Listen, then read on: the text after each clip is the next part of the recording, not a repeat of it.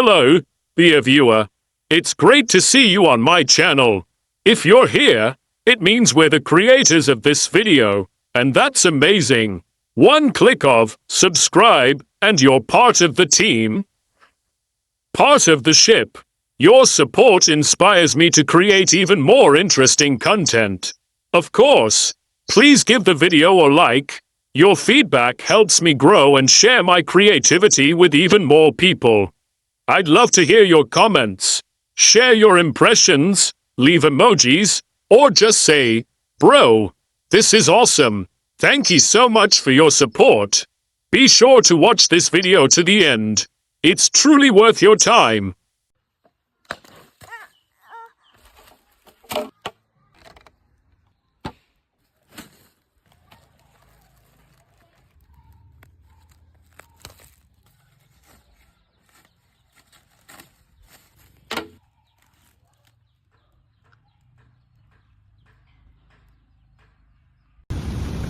Ui ui ui ui ui ui ui ui ui mama mama mama hả baby hả hả baby ui baby ui ui ui ui ui ui ui ui ui ui ui ui ui ui ui à wow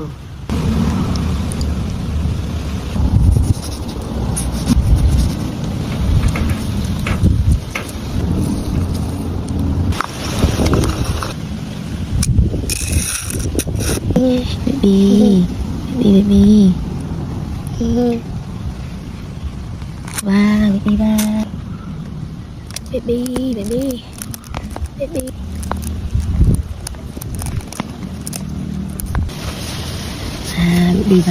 wow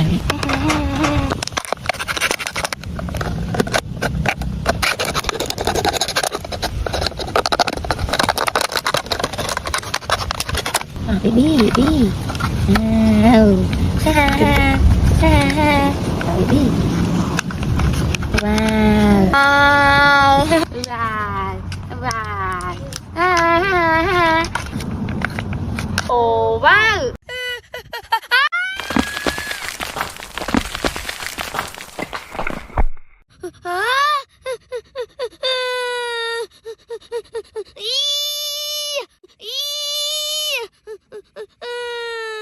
Mama, Mama, baby.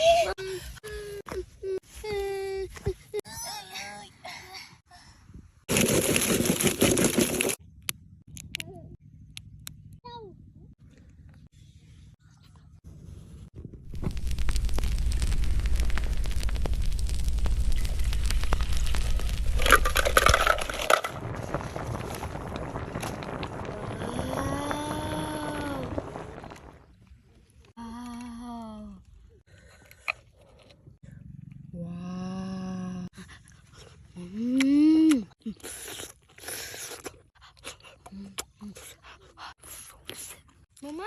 Hả?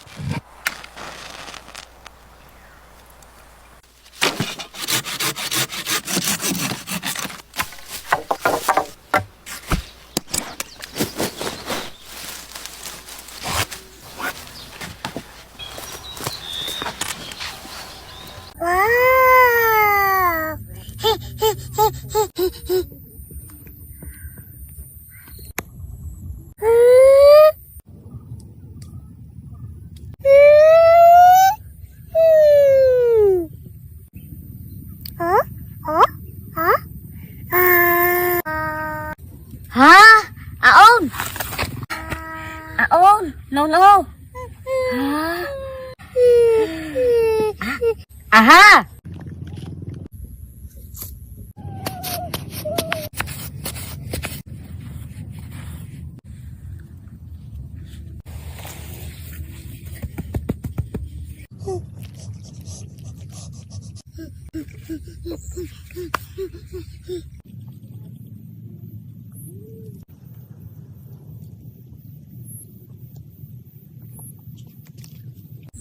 Huh? Wow.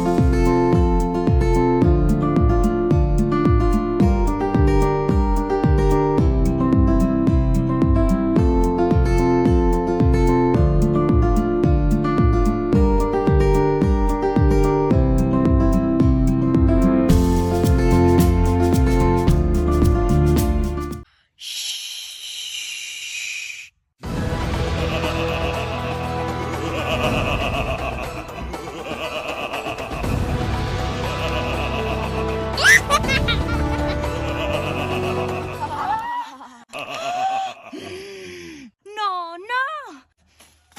Hả?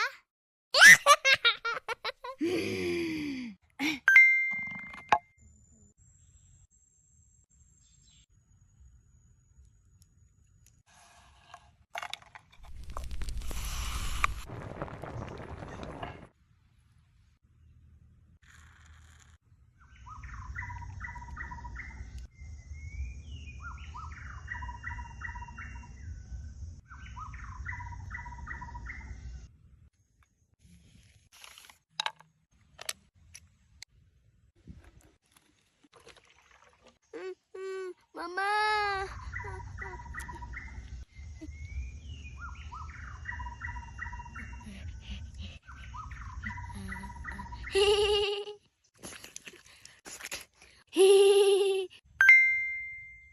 Discover a florist trick to enhance your artificial flower displays.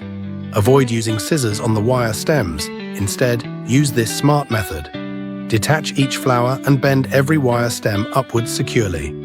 Place them into the vase. Behold a beautifully arranged bouquet without harming any tools. Can you survive in the woods using only this survival hatchet? Before we find out, you should know this isn't your average household tool. Inside the handle of this survival hatchet, there are many tools. Right there, we have a glass breaker. Now, why you need to break glass out in here? Well, you never know. On up the handle, we have something else. But first, before we dive into all the tools that are inside this hatchet, I think we have to get down and dirty and actually put the head to use. When you're out in the wilderness, you have to use what you already have. So this tree right here was already cut from a previous survival challenge, and that's what we're going to use for the base of our shelter. We also have a fork in this tree, a fork in this tree, and this is by far the easiest way to build your frame to start your shelter. This is going to be the biggest shelter we ever built. Let's start cutting down some trees. That literally took no time at all. We're gonna cut the leaves off the top of this. You guys will see why later in the video. We'll put these in a stash right over here.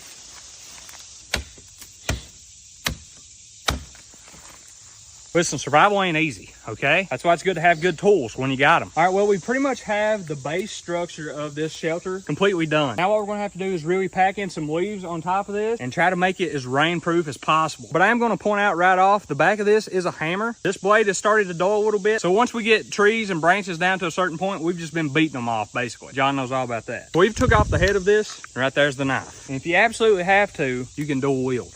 Now this knife will probably come in handy later once we're trying to build a fire. Right here we have everything that you need to make a fire. Works like a dream. So right here's the leaves that we're gonna put on top of the shelter. So right here on the shelter, you can see we left a little opening right here. This is gonna be the doorway. We got a lot more to go. John, I know you're enjoying holding the camera. All right, well, we're getting her about as near done on the front as you can be. Where you can see they're flaring out, I'm gonna try to compress them. We're just gonna lay some bigger sticks right on top of them, just like that. Keep the rain off of us. We're probably not gonna keep all the rain off of us. I'm pretty happy with how this is turning out. All right, y'all, I think it's completely done. The shelter anyway. We are gonna try to build a fire using our stuff from this hatchet, but I think we should go in and give it a look. Oh yeah, much more roomy than our last survival shelter. Come on in, John, there's plenty of room. Welcome to my humble abode. We even got a nice little place for me to sit. John unfortunately does not have that privilege. John, however, is eat up with poison ivy, so he's just sitting in a big pile of it right now. We just gotta build a fire. We're gonna take the knife part and then the little, what's this called? And we're gonna use that to start a fire. We are cheating just a little bit because we suck at starting fires, but hopefully you have some kind of thread, some paracord that you can fray out. Here, we just got some dryer lint. This should strike up pretty quick. Okay, here we go, here we go. There we go, baby. Get that tinder in there. So behind John is a creek, so we have water, we have fire, and we have shelter. So I think we're gonna make it. Comment down below what you think about the survival house.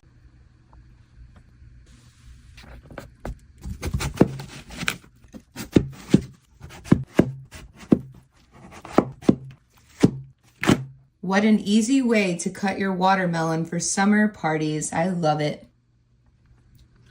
Can you show us what you would carry in your pack if you were living in a 28 years later type world? Yeah, I'm gonna break my pack up to gear on the outside of the pack that I'm gonna need in sort of an immediate situation, and then items I carry inside my pack. Those are more of my long-term sustainment items. My bow, absolutely something I'd be carrying. A whole bunch of extra arrows. It's quiet, arrows are easy to repair, and it's something that I can use for hunting as well as defending myself against the infected. A knife that I can use to build shelters, process game, shape wood. If it came down to it and the infected were real close, this is what I'm going with. This is my rungu, a throwing club that I could take small game with, as well as defensive measures. I need to make sure my navigation tool is readily available. It's gonna keep me on track where I'm going. My map. On this map, I can mark areas that are completely infested with the infected, or an area that has a lot of great resources. On the top of my pack, which I still consider the outside, is my lighting source, a tool that I can use in kind of those emergency situations when I absolutely need light. Also on the top of my pack is my ferro rod, my fire making tool in its own compartment. I can use gloves if my hands are getting cold or I have to do some serious work where I want to protect my hands. Now inside my pack, I have a metal water bottle. This water bottle allows me to collect water, more importantly, boil water. A small first aid kit. This is just to address those sort of field wounds that you could come across. Twists and sprains, minor wounds. My fishing kit, a whole bunch of lures, my hand line, and some extra fishing line. My snack pack. This is just a little bit of dried meat, dried jerky that I can eat. Is my tarp. This is kind of an on-the-fly tarp. If I need to erect a shelter to get out of the rain or collect rain for water, this is my possibles kit because anything's possible out of this kit. Some extra cordage, some athletic tape, and a couple arrow points, whether it's stone or steel. A sewing kit, a couple needles on the inside that I can use to repair my pack, repair any of my gear, roll of duct tape. It's great for binding and mending sort of ripped tarps, torn clothing. I can also use it to make fletchings on a field expedient arrow. I have one jump cloth, just a large cloth that I can use to lay on, wrap around me, dry off with, forage with. My poncho. It's a great sort of blanket that you can wear, get another little layer in the event that the weather's changed. And when it's time to move, I pack everything the exact same way it came out. Poncho first, jump cloth, tarp, possibles bag, snack pack, duct tape, fishing gear, first aid, and my water bottle. I need to get some water. My blade, my throwing club, my quiver, pack goes on the back, grab my bow, and I'm out. That's what I would carry in my pack if I ever found myself trying to survive in a 28 years later type scenario. God, I hope it happens. Appreciate A few reasons why you want to keep a pencil sharpener in your survival pack. A lot of them are made of magnesium, and that's the kind you want. I'm scraping fine shavings off of it with the back of my knife. Then I'll ignite these with a spark. Magnesium dust burns extremely hot at over 4,000 degrees. Now I'm going to grab some dry sticks. Then I'll stick them in the sharpener like I would a pencil, making a bunch of shavings. It's a really quick and easy way to make lots of dry tinder for getting a fire started. It's a good option for if you don't feel like making feather sticks. Then you're left with a bunch of sticks that have very sharp points, and these can be used as mini spears.